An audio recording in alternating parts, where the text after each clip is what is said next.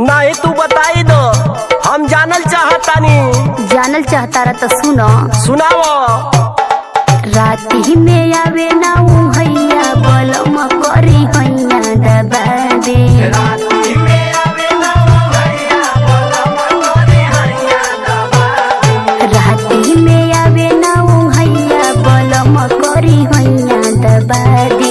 ले आई कवनो दवैया बलम करी हैया दबा दे।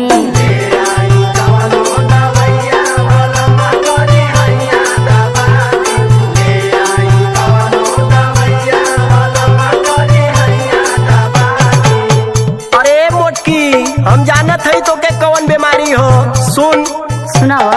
कमवा के बेरी में गोरी हो हरदम करेलू बखरा।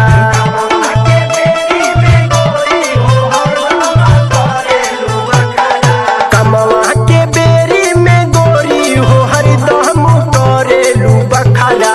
अब काहे धनिया हो हमसे देखवैलू एतना तू नखरा।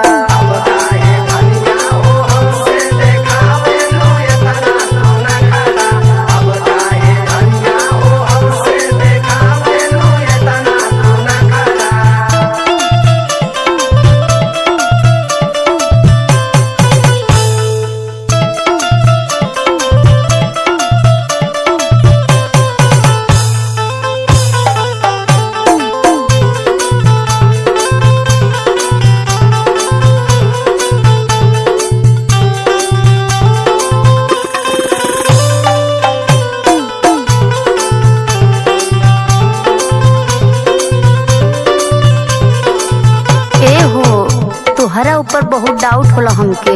अच्छा ये बात हो।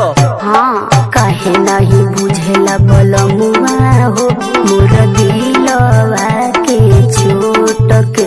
कुछ करबो ना करेलू धनिया हो सुती जालू एक थरिया घोटी के।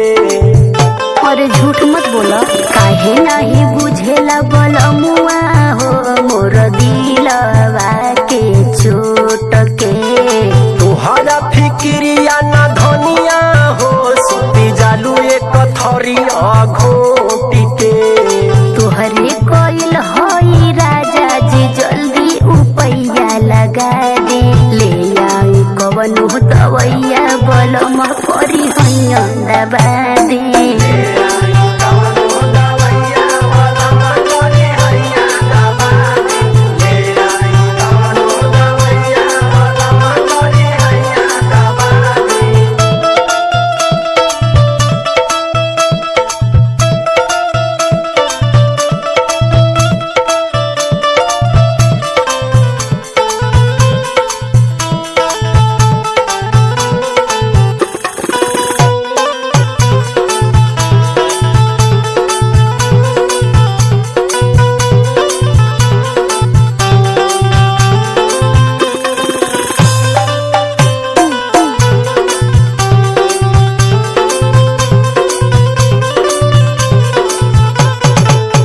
ऊपर आखिरी गुस्सा बरल बा, सुनो। हाँ ते आज तो सुनाई दे।